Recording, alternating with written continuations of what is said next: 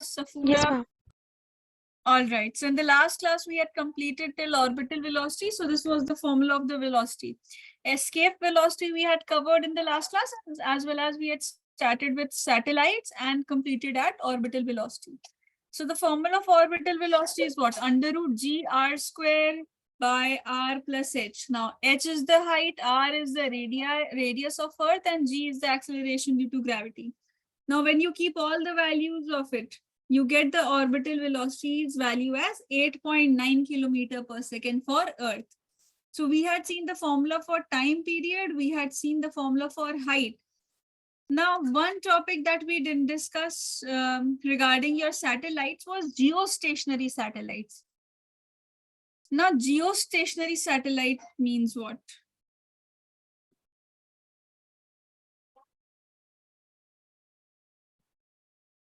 Geostationary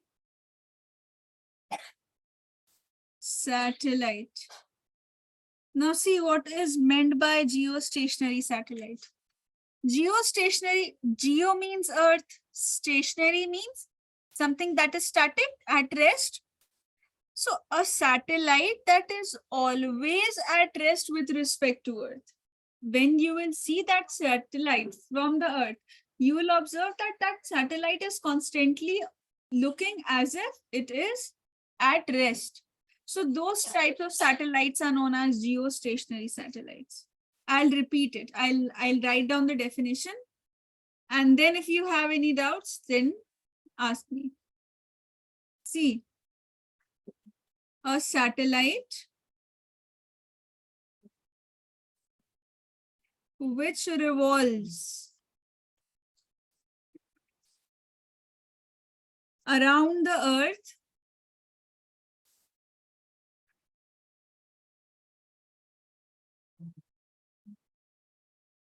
in its equatorial plane.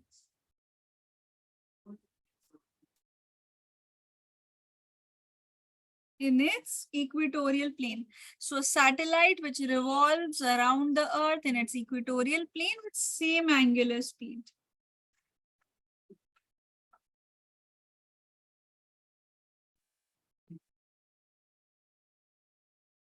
With same angular speed and in the same direction as that of rotation. I'll write this point. And in the same direction as rotation of Earth. Fine, this is known as a geostationary satellite class. Geo means Earth. So a satellite that is revolving around the Earth. This is important. This is a key term for you. Satellite which revolves around the Earth. Now, geostationary. Stationary means something that is at rest. So if you will notice that this satellite, when you will notice, you will observe that this satellite is appearing as if it is at rest. So satellite is always at rest. Satellite is always at rest with respect to the Earth. This is with respect to that. Now, time period of geosatellite will be the time period of Earth. A satellite that will be revolving around the Earth, it will also be for 24 hours because Earth will be rotating for 24 hours. So time period for the satellite will become 24 hours. Fine. Height's formula will remain the same, which we have discussed. So time period will be 24 hours. 24 hours.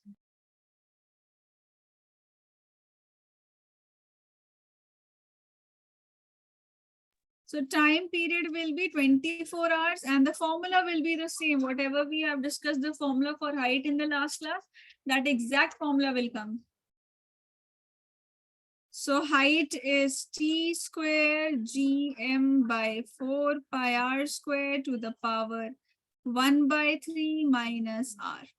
And class, when you will substitute all the formulas, all the values in the formula, capital G's value, mass of Earth's value, time period value, this 4 pi is constant's value, then height you will get it approximately around 36,000 kilometer. 36,000 kilometer you will get the height around. Now, what is the significance? Why do we have these geo satellites separate? Why are we having these geo satellites separate with the not including in the normal satellites? Reason is that they have multiple uses. They are used in radio, TV, for weather forecasts, right? I'll just mention some of the uses. You just need to write one or two uses. So first use, they are used in radio, they are used in television, they are used for weather forecast. They are used for weather forecast.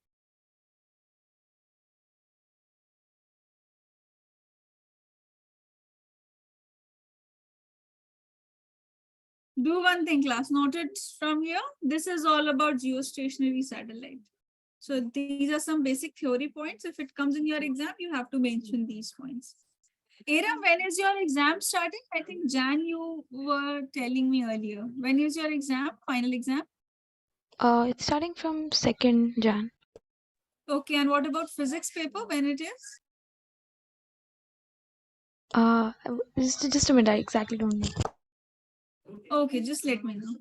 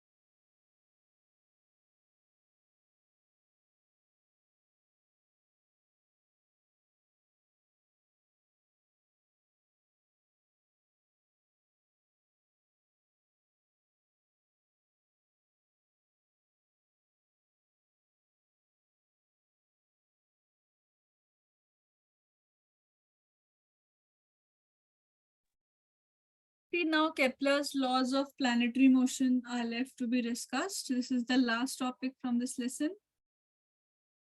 Kepler's laws of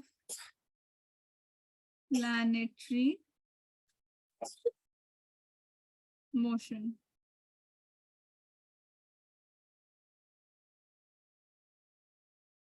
Now, first law, there are three laws that have to be discussed.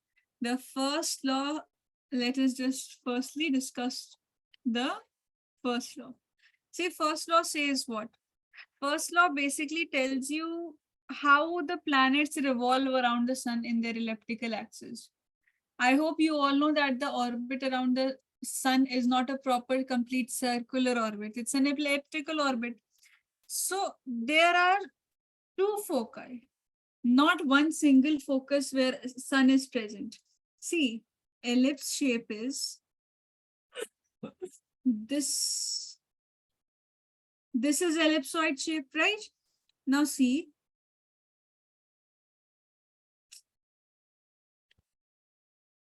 if they here will be one focus and here will be one focus. Now what happens? Planets will keep on revolving. Planets keep on revolving around this path. Now when the planets revolve at this point, sun can be at this point also. So the portion that will be covering the rotation, they'll be experiencing sun near it. And those portions that will be having sun farther away, then they'll not be experiencing it. And sun can be present in both the directions. Here also sun is present, here also. So sun is present at either of the foci. Any of the focus, sun is present, right? So first law says that planet revolves around sun. In elliptical orbits, sun is present at any one of the foci. I'll write down this first.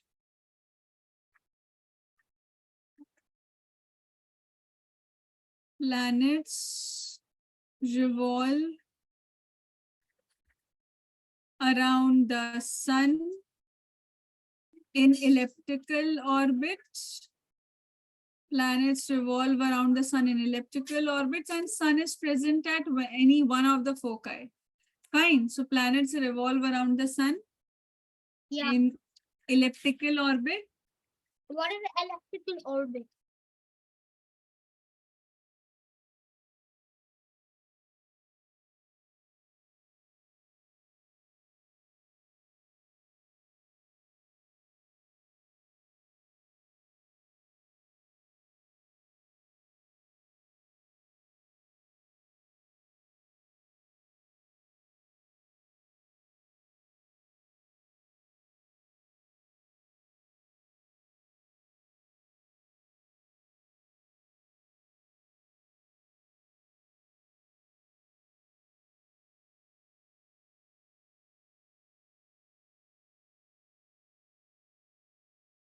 Yes, class. So planets revolve around the sun in elliptical orbits, and sun is present at any one of the foci.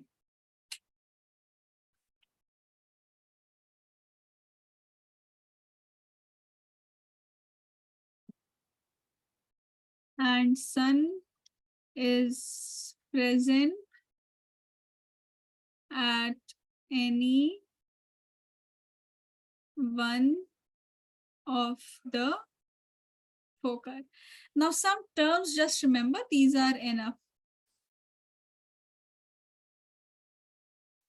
See, if this is the elliptical orbit, no, there will be presence of 2 points. If the planet is, let's say, at this point and sun is here, so this separation, here the distance will be very less, whereas this separation will now be greater. So the smaller distance is known as perihelion. Perihelion. This is the closest to the sun. And aphelion, this is farthest from the sun. So you can even write it as R1, R2. Now again, two more things, two more axes that you have to remember, class. if this is the ellipsoid, no.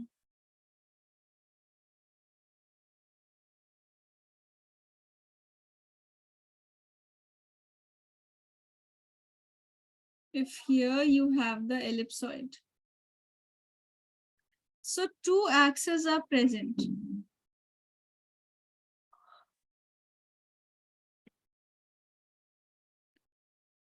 One is this axis. This axis is known as major axis.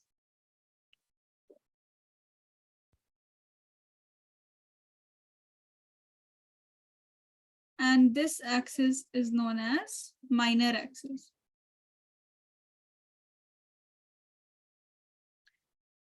Fine, major axis, minor axis. If you take just the half of it, this is known as semi-major axis. Half of major axis is known as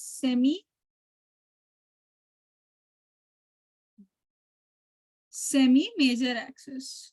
Fine, semi-major axis. This is your first law of Kepler. Note down the first law, then I'll discuss the second law. Any doubts you have, let me know. So 5th Jan is your exam, no error. Others also, if you know your date sheet for the exam, please let me know. Please update me about your exam date.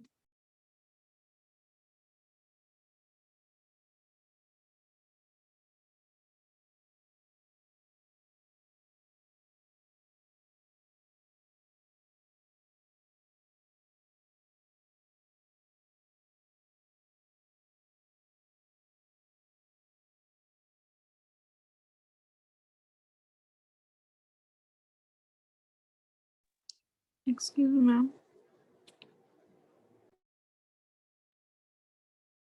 Yes, who was asking? Aram? No, ma'am. Safura. Yes, Safura. Ma'am, we are having exams on 17 January, starting from 17 Jan. So first 17 and starting. Okay, and physics exam is exactly on 17. 17. Okay, Safura. Thank you.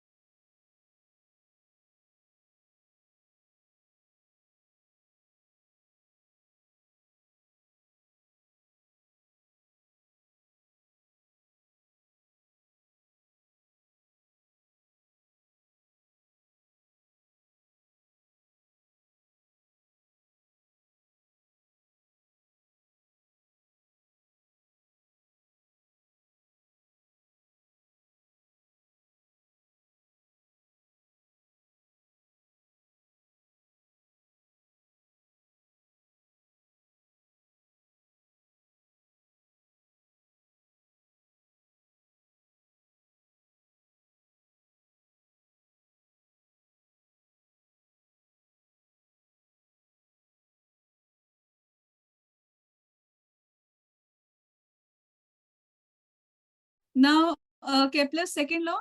Kepler's second law is important because some questions can also come if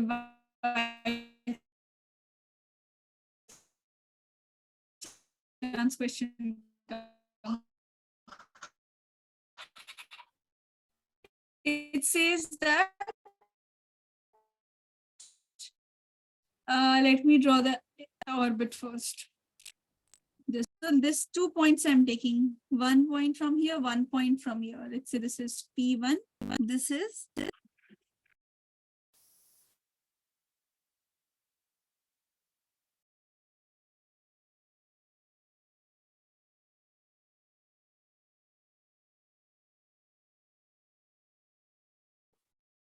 P2. Voice is cracking. Wait. Okay. So I have taken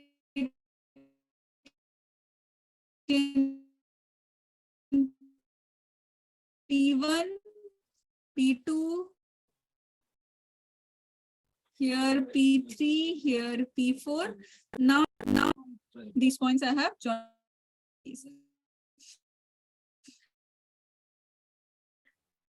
Now see, if you will notice, if you notice these points,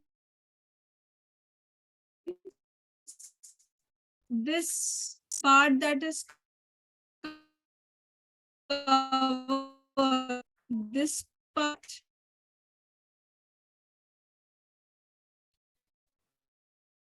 this is actually swept portion. See here, this entire space is covered, swept by a planet. If you see, planets move on boundary, but if you take the entire aerial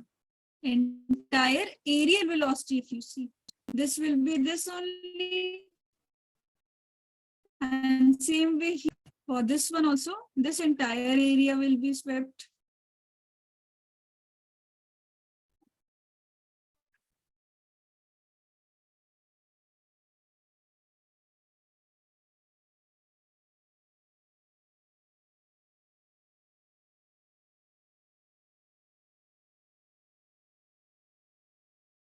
Now see class. Let's say this area is delta A1 and this area is delta A2, delta A1 and delta A2. A1 and this is delta A2. So this says that, and here some velocity will be there, time T1 will be there, here also velocity will be there, time will be there. So this second law, the second law basically says that the entire aerial velocity means area per unit time. This aerial velocity means area per unit time, that is conserved. Aerial velocity is conserved. Means delta A by delta T is constant. This is conserved. This is conserved. So delta A1 by delta T1 is equal to delta A2 by delta T2. All this is constant. Fine. Also, see class, if external torque is not present in your system, can you tell me which other quantity will also be constant if external torque is constant? External torque is 0, which other quantity will be constant?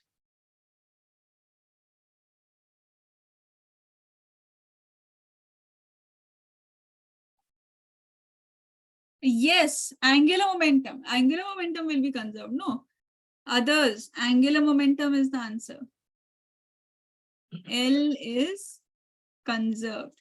So linear velocity of planet around the sun, this is conserved. Fine. This is the second law of Kepler. Note it down, then we'll discuss the final last law. Second law is this much only, this statement.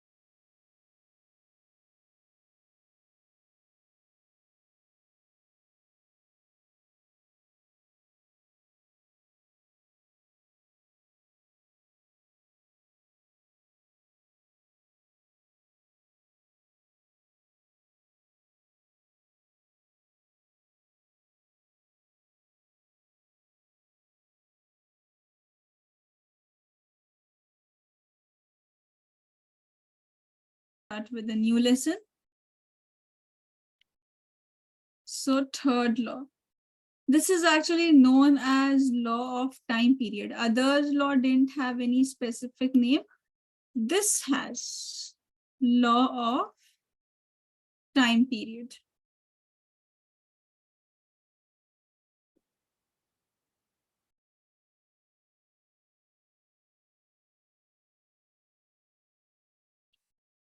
Here is the planet.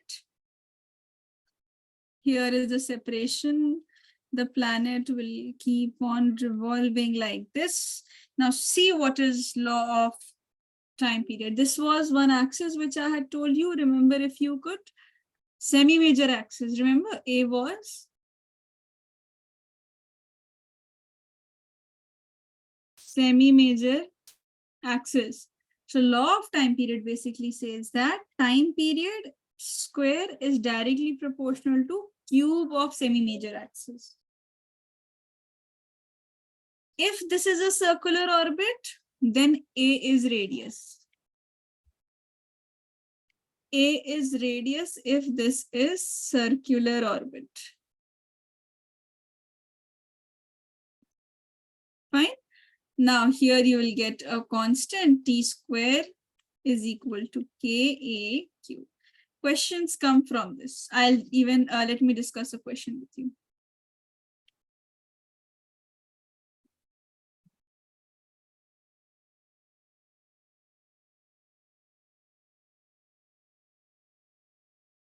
Time period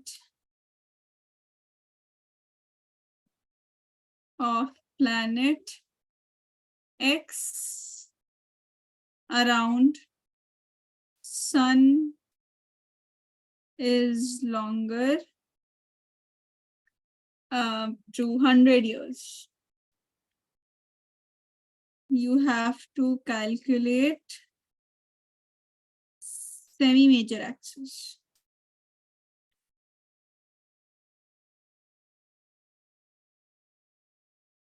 Semi-major axis.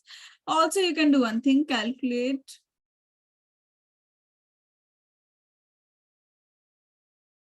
radii of planet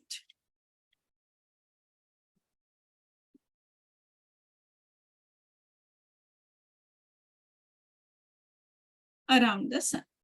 See, time period of this X planet is given, but we already know time period for Earth. So if you write time period of Earth square is equal to KA square. Now radius of Earth, so TE square is equal to K R cube. Sorry, here it will be cube. And we all know time period of Earth, this is 1 year. This is 1 year. And the radius of Earth, this is 1 astronomical unit. That is 1.09 into 10 to the power 11. Not radius of Earth, separation of Earth from the sun. That is 1 astronomical unit. Now come to planet X, whose data you're not aware of. KR cube, not R, this will be A now.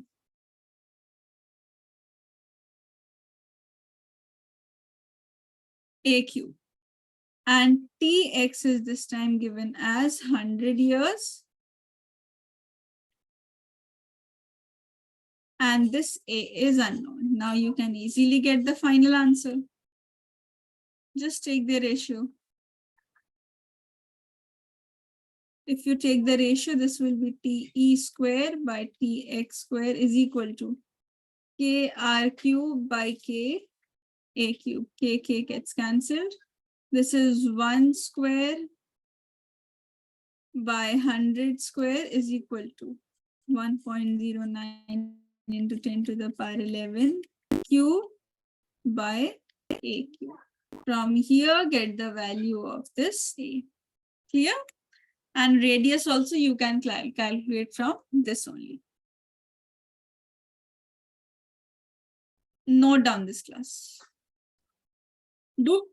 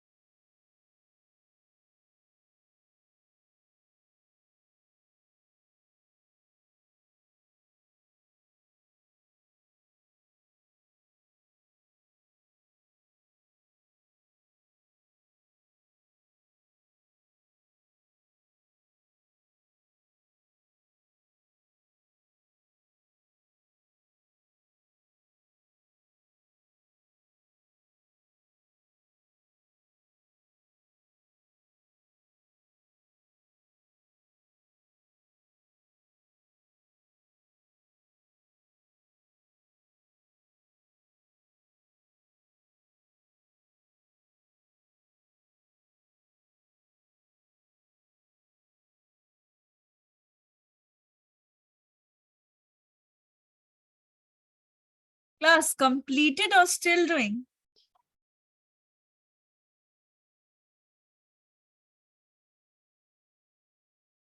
Completed, ma'am.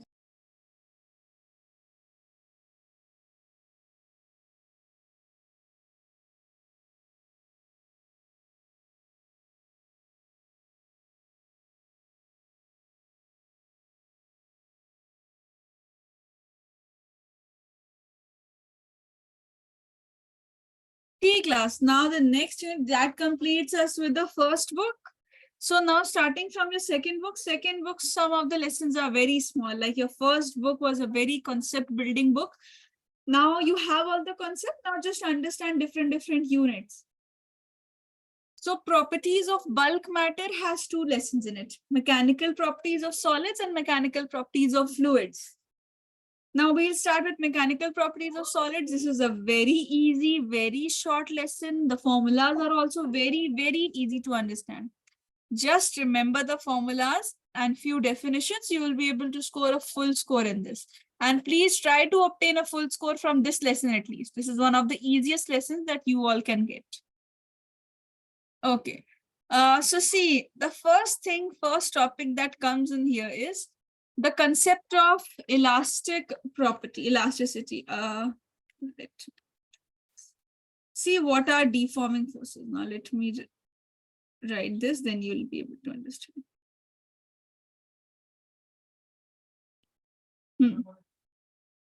See here, this is a steel wire in the first case. This is a steel wire over here. Fine. Here is the steel wire. Now, this wire is, let's say, 10 meters long. Fine, this is 10 meters long. Now, I have put a mass M at its end. Now, because of this weight, this will be having its force. It will be exerting its force also. So, when it will exert force, it will become longer than the original position. Why? Because the intermolecular forces, one particle and one particle, these two particles which were present together, now because of this deforming force, this force which is producing the body to move downward, both these will move apart. So if two molecules within the same material move apart, that will lead to elongation. So if I had the steel wire, in this steel wire, I inserted a mass M at the free end. One of the ends was fixed, the other end was connected with the block of mass M kg mass. Now, because of this mass, it will bring the molecules apart from each other. That will result in elongation of the rod. Fine, this will result in elongation of the rod. Now, if I remove this mass M, as soon as I remove this deforming force, this mass M, I'll notice that if this was the original position, no, this has exactly landed at its original position. This type of force, where these types of forces that produce elongation or produce change in the shape, size, length of the body, but as soon as they are removed, the body goes into its original shape. So the force that produces any type of change, be it a change in length, be it a change in width, be it a change in volume, be it a change in its mass, any type of change, those forces are known as deforming forces. They are known as deforming forces. Here you have to identify in your system which force is a deforming force, which force is producing a change in your body. Fine. So here, let's say this was 10 meters. I'm again repeating. I have added a mass M at the edge of this 10-meter long steel wire. Now, when I notice this was 10 meters, this part, but the total part now has become 15 meters. Fine. This means if this entire wire has become 15 meters, it means 5 meters of elongation is present. This delta L, which is the elongation, is 5 meters. And now, as soon as I'm removing it, I'm getting it around exactly 10 meters, not, but It can be 12 meters. It can be exactly 10 meters also. Now, C class, does this property of a body to exactly regain its original shape or size after the removal of deforming force, this property is known as elastic property. The property of the body to regain its original shape and size, exact shape and size. If it was 10 meters, it will reach 10 meters back.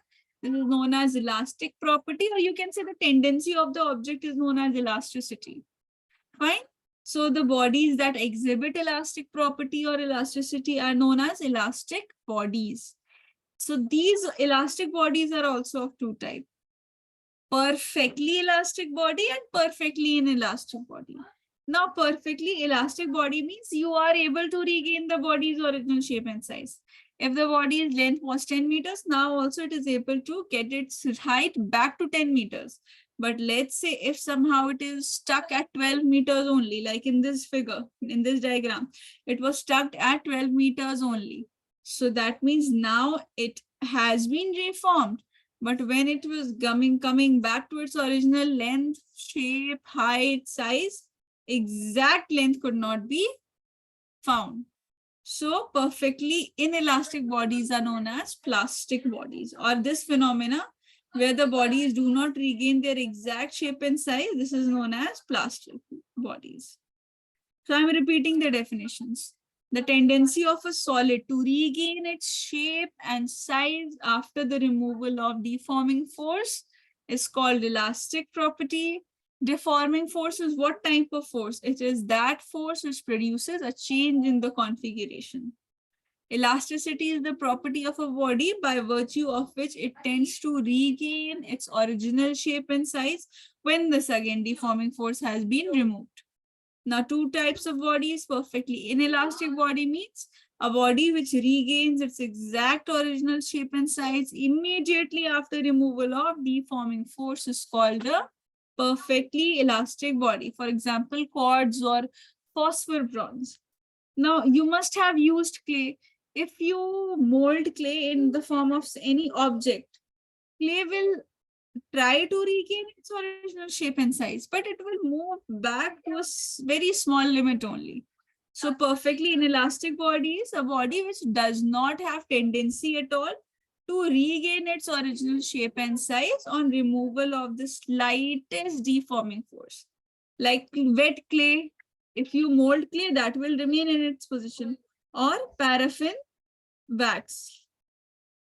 Fine, these are the basics of this lesson. These definitions can come, especially perfectly elastic and perfectly inelastic. Very short lesson, very easy to understand. It's not difficult like your rotation and your entire mechanics, basically.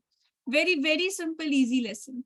First of all, tell me, till here, what I have told you, the introductory part, is it clear to all of you?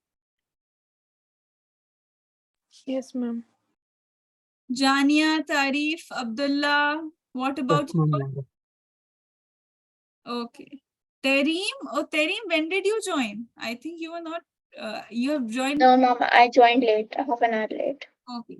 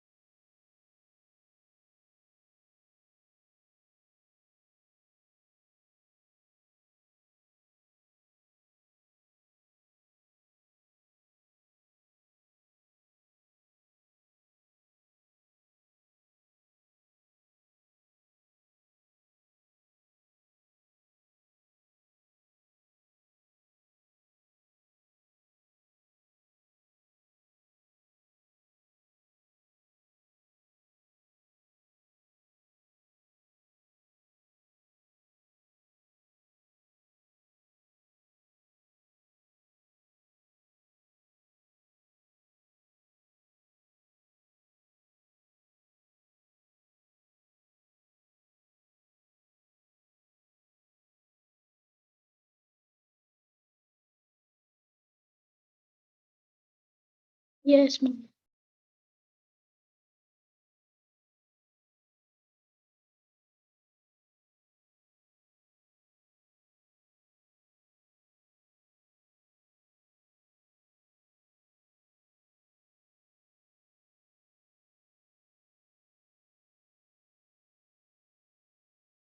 Deformations. Now see, what are the type of solid deformations that are possible? If you stretch up a wire that can be stretchable wire, like steel or with the help of any other instrument, you are able to stretch it. So there will be a change in length. So change in length is one of the type of solid deformations. You can change the length. Then you have second change, that is change in volume. You can increase or decrease the length. And last one is change in the shape of an object. Now see, if you increase the length of anything, that force that is generated is known as tension. But when you decrease the length, when you see a decrement in the length, that is known as compression. Now volume is also changed. If all the forces are applied from all the peripheral ends, then the volume decreases. So there's a change in volume. And there's a change in shape. If you apply a slight force from this edge, this you can take the example, class, if you have a very thick reference books that you all have in your class 11 especially, and at the topmost face, if you apply force with your finger, one finger applies slight force, you'll able to see that the book tilts. Some of the pages move forward where the force is applied, and some of the pages where force is not applied remains at the lower end. Fine. So this is when the force is applied. That can also change the shape. So these are all the types of solid deformations. Now there are two quantities, very easy, you will be able to understand, stress and strain. These are two quantities depending on which you have the rest of the lesson. Hooke's law you have, based on Hooke's law, you have Young's modulus of elasticity, Ball's modulus of elasticity, and shear elasticity. Modulus of rigidity, which is also commonly we call it. So that we'll do later on, but note down this first, types of solid deformations, and any doubts you are having from this lesson, please get it cleared.